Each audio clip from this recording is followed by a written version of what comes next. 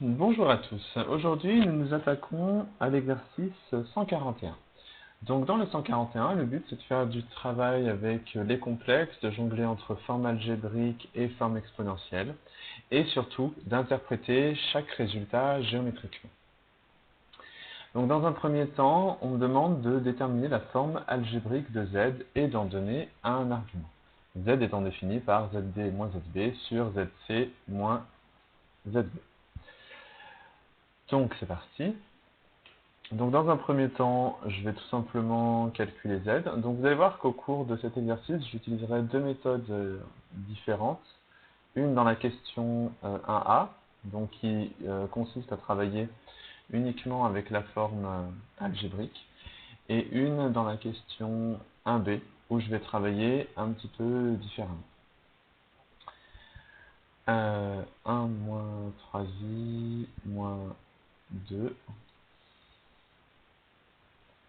sur C, c'est moins 1 plus I moins 2. Alors, donc, bien entendu, première chose, je vais réduire le numérateur. Donc, ça nous fait moins 1 moins 3i. Et le dénominateur, moins 3 plus i. Ensuite, on va attaquer la partie qu'il est important de bien savoir, à savoir comment je fais pour me débarrasser de ce i au dénominateur. Donc, comme on l'a vu dans le premier chapitre sur les complexes, vous allez multiplier en haut et en bas par l'expression conjuguée. Donc, le conjugué de moins 3 plus i, c'est tout simplement moins 3 moins i. Et donc, par contre, en haut, bien entendu, pour ne pas changer la valeur de votre résultat, vous allez bien aussi multiplier par moins 3 moins i. Alors, donc je vous rappelle qu'au dénominateur, on peut aller vite. Pourquoi? Parce qu'en fait, quand on multiplie un complexe et son conjugué, on obtient le carré du module. Autrement dit, là je vais obtenir moins 3 au carré, donc à savoir 9. Je vais prendre le temps de faire un détail. Plus, du coup, le carré de 1, à savoir 1. Par contre, en haut, il va falloir développer à l'ancienne. Donc moins 1 par moins 3, ça nous donne 3. Moins 1 par moins i, ça nous donne plus i. Moins 3i par moins 3, ça nous donne plus 9i. Et enfin, moins 3i moins i, ça nous fait 3i carré. 3i carré, ça nous donne moins 3. Et ça, vous allez voir que ça simplifie drôlement, à savoir 3 moins 3, 0. 9i plus i, 10i. 10i sur 10, tout simplement i. Alors, donc maintenant on attaque la partie interprétation. Donc première chose, vous pouvez voir que, même si ce n'est pas demandé, j'ai pris soin quand même de faire une figure pour me rendre compte des éventuelles bêtises ou erreurs de calcul que j'aurais pu faire. Donc on me demande quelle est la nature du triangle BDC. Donc BDC manifestement est rectangle en B et isocèle. Donc en principe, grâce à ce calcul, je devrais réussir à le trouver. Alors, donc dans un premier temps, on va s'occuper du module. Donc le module de Z, vu que c'est un imaginaire pur, c'est assez simple à calculer.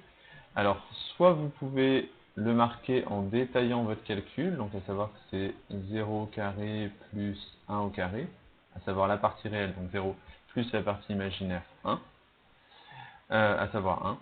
Soit, vu qu'effectivement c'est un imaginaire pur, c'est égal tout simplement à sa partie imaginaire. Qu'est-ce qu'on peut en déduire, ça? On peut en déduire, du coup, donc... Et donc c'est là que c'est important de bien avoir en tête l'expression de notre complexe. Grand Z, c'est ZD moins ZB sur ZC moins ZB. Donc ça veut dire que c'est tout simplement BD sur BC. Et donc ce rapport faisant 1, ça du coup c'est équivalent au fait que BD est égal à BC. Donc première chose, déjà mon triangle est isocèle en B, instantanément. Deuxième chose, l'argument de grand Z.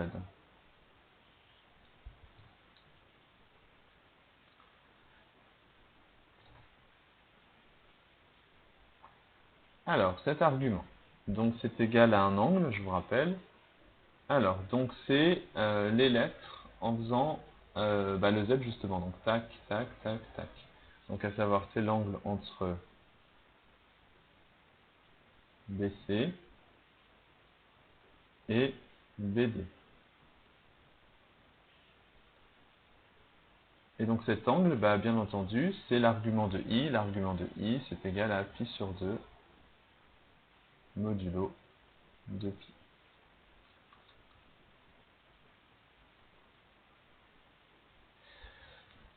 Donc, qu'est-ce que vous pouvez déduire de ça?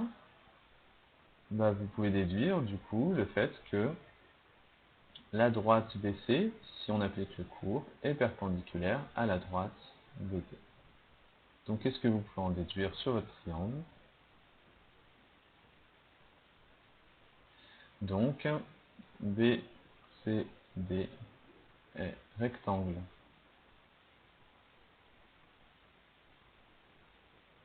et isocèle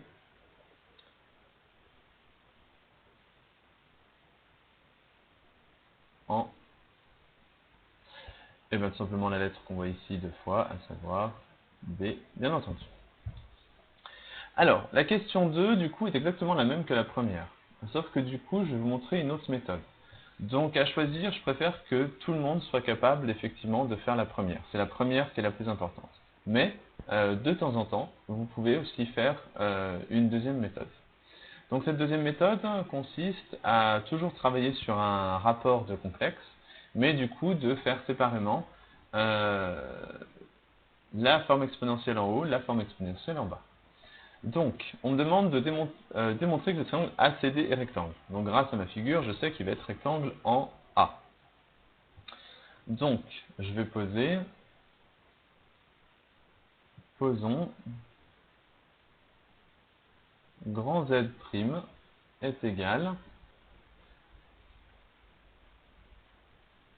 Alors, donc là, mon choix ne va pas être anodin. Moi, je veux l'angle ADAC. Donc, du coup, je vais choisir ici ZC moins ZA. Et en haut, je vais mettre ZD moins ZA. Vous pouvez noter qu'effectivement, on retrouve l'affixe du point dans lequel il est rectangle deux fois dans le calcul de ce complexe. Mais, contrairement à la première méthode, je vais le faire séparément. Donc, dans un premier temps, je vais calculer, du coup, ZD moins ZA. Alors, donc ZD moins ZA, je reprends les calculs de tout à l'heure, donc ça fait ça fait 1 moins 3i plus 2, ce qui nous fait 3 plus 3i. Alors, du coup, on attaque maintenant le module. Donc, le module de ZD moins ZA, c'est égal à la racine de 3 au carré, donc 9, plus 3 au carré aussi, 9. Ce qui fait racine de 18. Racine de 18, c'est 3 racines de 2. Ensuite, je vais attaquer ma partie avec cosinus et sinus pour déterminer l'argument. Donc cos θ est égal. Alors, donc ça fait 3 sur 3 racines de 2. Et là, il faut vraiment vous habituer à le transformer. Ça fait 1 sur racine de 2. Et ça fait racine de 2 sur 2. Ce qui va nous permettre de facilement retrouver l'angle associé. Et bien entendu, l'autre, c'est sinus θ est égal, donc la partie imaginaire, 3 sur 3 racines de 2. Vous pouvez voir qu'étant donné que c'est la même chose, je vais directement me permettre de mettre que c'est racine de 2 sur 2. Donc du coup, l'angle associé, donc θ est égal à pi sur 4 modulo de pi.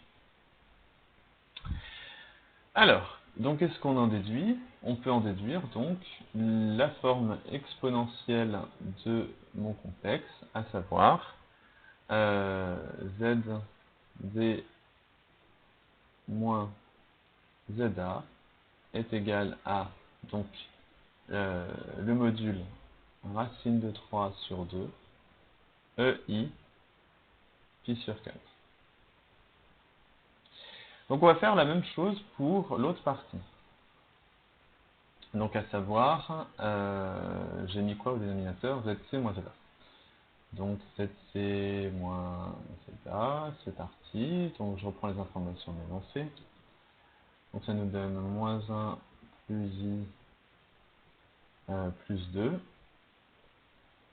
ce qui nous donne 1 plus i. Donc même chose, je calcule le module, Zc moins Zeta. Donc le module, ça va faire racine de 1 plus 1, vu que le carré de 1 fait 1. Et ce qui nous donne racine de 2. Ensuite, même travail sur les angles. Donc le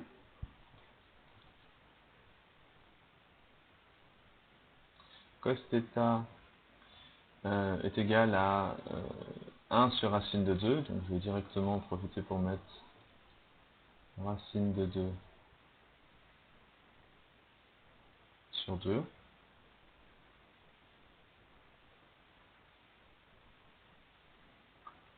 Et sinus θ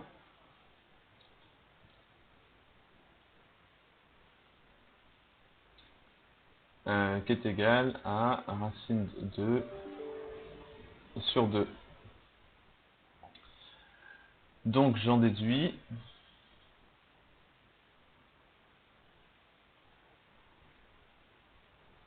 que θ est égal à pi sur 4 également, ce qui n'est pas normal d'ailleurs, modulo de pi. Alors je vais juste prendre le temps de vérifier mon calcul précédent. Ah oui, petite erreur, j'ai mis moins 3i alors que c'était plus 3i. Donc je vais laisser mon moins, du coup ça nous donne moins, l'argument c'est moins pi sur 4. Donc vous voyez, hein, c'est toujours utile de vérifier ces résultats.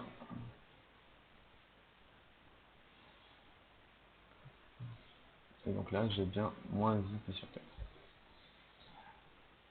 Donc Z1 c'est C moins ZA est égal à racine de 2 EI pi sur 4. Du coup, hop, Z', c'est du coup très facile. C'est le quotient de deux formes exponentielles, celle-là et celle-là. Donc du coup, ça nous donne 3 racines de 2 sur racine de 2. Et enfin, je vous rappelle qu'on fait la différence entre les arguments. Donc à savoir pi sur 4, on commence bien entendu par le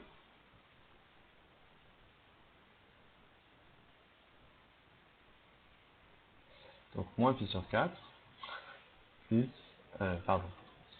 moins pi sur 4. Ce qui nous donne tout simplement 3 moins i et pi sur 4 plus pi sur 4, ça nous donne pi sur 2. Et donc je vais reprendre mon travail que j'ai fait précédemment dans la question 1. À savoir du coup que mon module de z', il est égal à 3. Donc, ça veut dire que le rapport de distance entre AD et AC est égal à 3. Ce qui veut dire que AD est égal à 3 AC. Du coup, qu'est-ce que je déduis de ça? Bah, pas grand-chose. Je déduis simplement qu'en fait, j'ai un des côtés de mon triangle qui est 3 fois plus grand que l'autre. Par contre, de l'argument, je vais déduire beaucoup de choses. L'argument, je l'ai directement. Donc l'argument de Z', c'est égal à moins pi sur 2. Il est là, là. Qu'est-ce que j'en déduis, ça? J'en déduis que l'angle orienté entre les vecteurs AC et AD est égal à moins pi sur 2. Donc comme pour tout à l'heure, j'en déduis donc une perpendicularité, à savoir que AC est perpendiculaire à AD. Donc je peux en déduire que mon triangle est rectangle